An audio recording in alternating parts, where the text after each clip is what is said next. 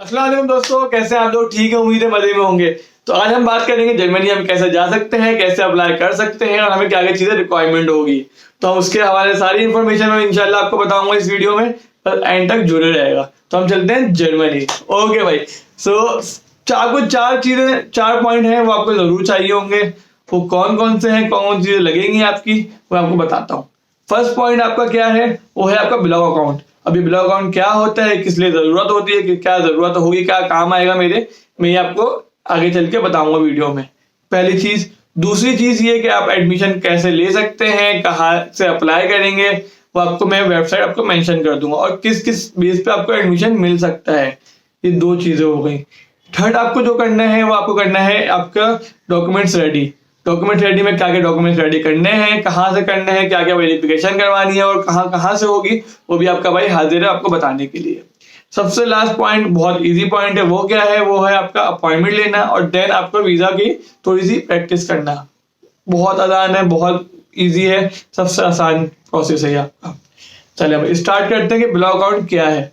Belong account basically वो आपकी ही amount होती है, उसे आप अपनी सेव वो आपको मांगते हैं सेफ्टी के लिए आपकी, कि आप वहां जाके उनके ऊपर डिपेंड नहीं करोगे। जैसे आप यहाँ पर जाहिर सी बात है, बहुत बच्चे होते हैं वो अपने माँ बाप पे, अपने फैमिली पे डिपेंड कर रहे होते हैं, तो वो इसलिए सेफ साइड वो बोलते हैं कि भाई आप वहां पे आके हम पे डिपेंड ना हो, इसलिए वो एक अमाउंट मांगता है आपसे बिलॉग अकाउंट। उसका नाम होता है बिलॉग अकाउंट। वो कितने होते हैं, वो होते हैं 11,400 यूरो। ठीक है ना। वो आप कैसे जमा करवाओगे, क्या करोगे, वो आपको बता देता हूँ कैसे होगा। वो आप बनाओगे क्रोकल अकाउंट। क्रोकल अकाउंट कैसे बनता है वो भी मैं आपको बताऊंगा इंशाल्लाह इसी वीडियो में, कोशिश करूंगा मेंशन करके बता दूं, और ना मुझसे डीएम में आके मुझसे पूछ सकते हैं अगर समझ में फिर भी ना आ रहा हो तो। क्रोकल अकाउंट क्या होता है, कैसे बनता है, ठीक है ना भाई।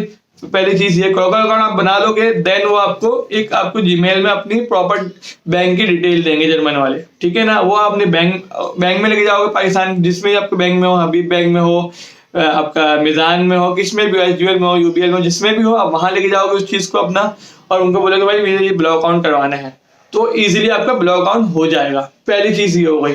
दूसरी चीज ये कि आप एडमिशन आप कहाँ से ले सकते हैं और कैसे किस किस बेस पे मिल सकता है।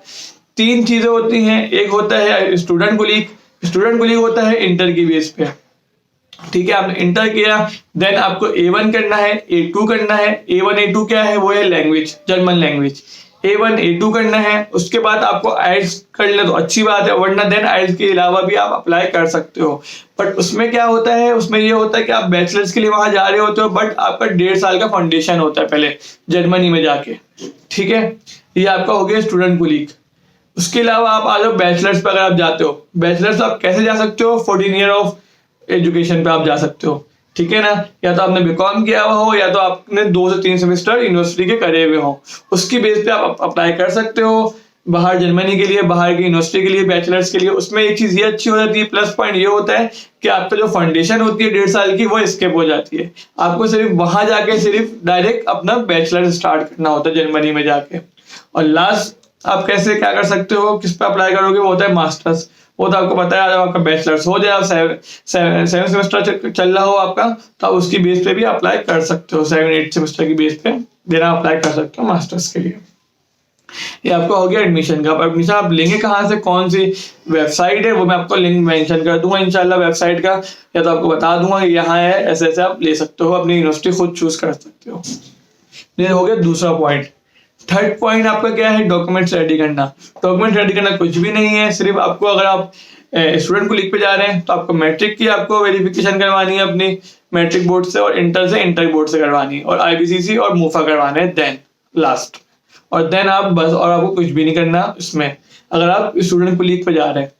ठीक है ना। अगर आप बेसिकली उस पे जा रहे हैं, कैसे क्या कहते हैं, अगर आप बैचलर्स पे जा रहे हैं, तो आपको सेम यही चीज करनी है, कोई चेंज ज्यादा नहीं है। सिर्फ आपको अपनी जो आपकी ट्रांसक्रिप्ट है उसको अपनी यूनिवर्सिटी से वेरिफिकेशन करवानी है बस, और नोटराइज करवानी है किसी भी, उससे आपको इजीली आप नोटराइज करवा सकते हो उसको, अपनी ट्रांसक्रिप्ट को, अगर आप बैचलर्स के लिए जा रहे हो। और यही सीन मास्टर्स के लिए भी है। ठीक है ना। सेम यही प्रोसेस है, डॉक्यूमेंट का सेम प्रोसेस है, सेम आपको हर चीज वही करनी है। आईबीसीसी और अगर मूफा का अगर आपको पूछना हो कराची में कहाँ है, वो आप मुझसे पूछ सकते हैं, मुझे एसएमएस करके पूछ सकते हैं, मैं आपका भाई आपका हाजिर है, आपका एंड आपका साथ देगा। लास्ट पॉइंट, आप अपॉइंटमेंट कैसे ले सकते हैं वो भी मैं आपको वेबसाइट आपको मेंशन कर दूंगा, इंशाल्लाह कोशिश करूंगा मेंशन कर दूं, वरना आपको नीचे डिस्क्रिप्शन में डाल दूंगा उसकी कि आप कैसे ले सकते हैं और किस टाइम आपको मिल सकती है और किस तरह मिलेगी आपको, ठीक है ना, वो भी आपको मेंशन कर दूंगा। क्वेश्चन आंसर जो होते हैं वो आपके भाई को पता भी है थोड़े बहुत, और जो जितना पता है मैं आपको हेल्प करूंगा बताने की, आप वो भी मुझसे पूछ सकते हैं, कोई इशू नहीं, आपका भाई हाजिर है इन चीजों के लिए भी, ठीक है ना। आपको इसके अलावा अब प्रोसेस आप स्टार्ट, सबसे पहले आपको क्या करना है, तो मैं आपको बता दिया पॉइंट्स जो जरूरी चीजें हैं। अब प्रोसेस स्टार्ट कैसे करना है, सबसे पहले आपको क्या करना है, एडमिशन लेना है। आपका एडमिशन आ गया, देन आपको सबसे पहले करना है ब्लॉक अकाउंट की अमाउंट।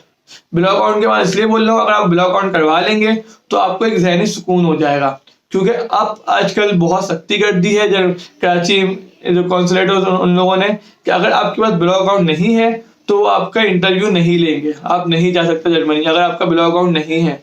भले से आपने क्यों ना पैसे जमा करवाए हुए हो, आपका ईमेल नहीं आएगा, आपको ईमेल आना लाजमी है। तो इसलिए सेफ साइड आप सबसे पहले ब्लॉक अकाउंट करवा लें अपना, ठीक है। एडमिशन के बाद फिर आप डॉक्यूमेंट, जब तक आप जब एडमिशन अप्लाई करोगे उसकी बीच में आप जाहिर सी बात है डॉक्यूमेंट्स वगैरह रेडी कर रहे होगे, ठीक है दोस्त। उसके अलावा मेरा ये मानना है रिक्वायरमेंट नहीं है, बट अगर आप क्या नाम है आइल्स कर लो तो बहुत अच्छी बात है, क्योंकि आइल्स से होता है आपका केस स्ट्रांग हो जाता है थोड़ा सा। अगर आप आइल्स कर लोगे तो आपका केस जो है वो स्ट्रांग हो जाएगा। तो मैं इसलिए कहता हूँ लोगों को कि आइल्स कर लेना चाहिए, ज्यादा बेहतर है, ठीक है। चौथा पॉइंट आपका ये है कि आप अपॉइंटमेंट, उसके बाद आप अपॉइंटमेंट लोगे, अपॉइंटमेंट के बाद इंटरव्यू की आप तैयारी करोगे, ठीक है। इंटरव्यू देके जाओगे, आपको 1 महीने में आपको पता चल जाता है कि आपका वीजा आया नहीं आया, क्या है क्या नहीं हुआ, ठीक है ना दोस्त। मैं आपको एक चीज कहूंगा, अगर अल्लाह ना करे अगर आपका वीजा नहीं लगता तो आपको बिल्कुल सैड नहीं होना, बिल्कुल डिप्रेशन में नहीं जाना। आपको अल्लाह पे भरोसा रखना है, अल्लाह पे यकीन रखना है, इंशाल्लाह अल्लाह ने आपके लिए इससे बेहतर सोचा होगा कुछ ना कुछ, बस अल्लाह पे यकीन रखना है। मैं अपनी स्टोरी थोड़ी सी बता देता हूँ। मैंने जर्मनी में अप्लाई किया था, मैंने बैचलर्स पे अप्लाई किया था, मेरा वीजा रिजेक्ट हुआ, ठीक है ना। बट मुझे 1-2 दिन मुझे हुआ सैड फील, सब कुछ हुआ, बट मुझे अब अल्हम्दुलिल्लाह तसल्ली भी है, सुकून भी है। वो क्या सुकून है कि अल्लाह ने मुझे अपने करीब कर लिया, अल्लाह ने मुझे अल्हम्दुलिल्लाह 5 वक्त का नमाजी बना लिया, अपने करीब कर लिया, मैं कुरान की तरफ आ गया, अल्लाह की रोजाना कुरान पढ़ लेता हूँ, नमाजें पढ़ लेता हूँ। आप लोगों के लिए मोटिवेशन के लिए आपको अपनी मोटिवेशन आपको शेयर कर रहा हूँ कि आप लोगों को जो मेरे को फील हुआ वो आप लोगों को ना हो, जो मैंने गलतियां करी वो आप ना करें। अच्छा, मैंने गलतियां क्या करी वो भी मैं आपको थोड़ा सा बता देता हूँ, अपनी गलतियों का भी। पहली गलती मैंने ये करी, मैं अपना बैचलर्स कर रहा था तो मैंने 5 सेमेस्टर कर लिए थे। तो मैंने क्या करा, सबसे बड़ी गलती करी कि जब मैं अपना प्रोसेस कर रहा था जर्मनी का तो मैंने अपना स्टडी यहाँ रोक दी। आपको ये नहीं करना, आपको स्टडी यहाँ पर भी रेडी करते रहनी है, स्टडी को नहीं छोड़ना है। ये बहुत बड़ी गलती होती है, मुझसे गलती हुई है, मैं अपने गलती को मानता हूँ। मैं चाहता हूँ कि मेरे दोस्त जो हैं, जो वीडियो देख रहे हैं, जो सुन रहे हैं, वही गलतियां ना करें जो मैंने करी हैं।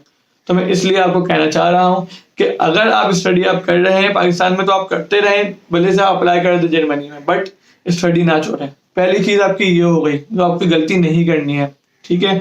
दूसरी चीज ये कि अगर आप किसी कंसल्टेंट के थ्रू करवा रहे हैं काम तो वो बंदा अच्छा होना चाहिए, आपका प्रॉपर एंड तक साथ दे।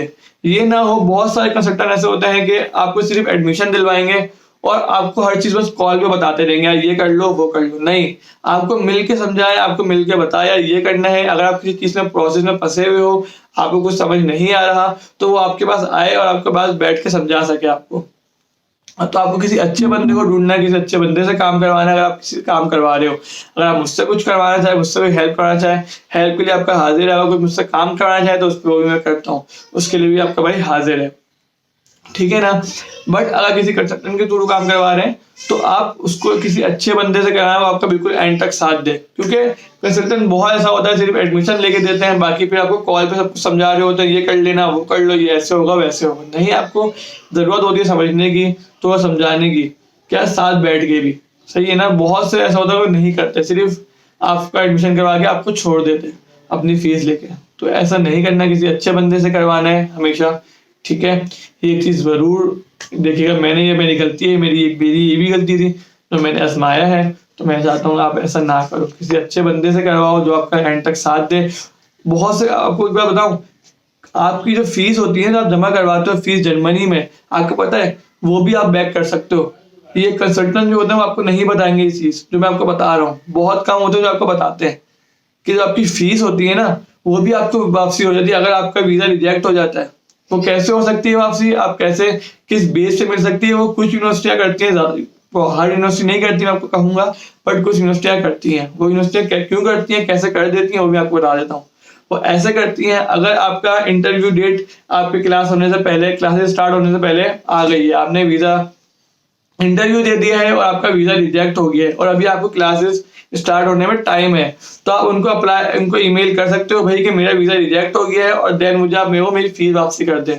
बहुत सी यूनिवर्सिटी ऐसी होती है जो फीस आपको वापसी कर देती हैं, बहुत सी यूनिवर्सिटी ऐसी होती हैं जो आपको अगले सेमेस्टर में इन्वॉल्व कर देती हैं। ठीक है ना, तो ये आपको टेंशन नहीं लेनी कि अगर किसी कंसल्टेंट के थ्रू करवाए तो किसी अच्छे बंदे से करवाए, वरना खुद करें। बहुत आसान प्रोसेस है, आप इजीली कर सकते हैं। ठीक है ना दोस्तों, बाकी अगर वीडियो अच्छी लगी हो तो आप लाइक और कमेंट करके जरूर बताएगा और सब्सक्राइब कर देगा और अपने दोस्तों को शेयर करेगा। अगर मेरी वीडियो से किसी को हेल्प मिल जाए तो मेरे लिए बहुत अच्छा हो जाएगा। इंशाल्लाह अगली वीडियो में दोबारा मिलेंगे, दोबारा कोशिश करूंगा आपकी इन्फॉर्मेशन वीडियो बनाऊं आपके लिए या थोड़ी बहुत अच्छी मोटिवेशन वीडियो बनाऊं आपके लिए। इंशाल्लाह मिलते हैं नेक्स्ट वीडियो में। अल्लाह हाफिज।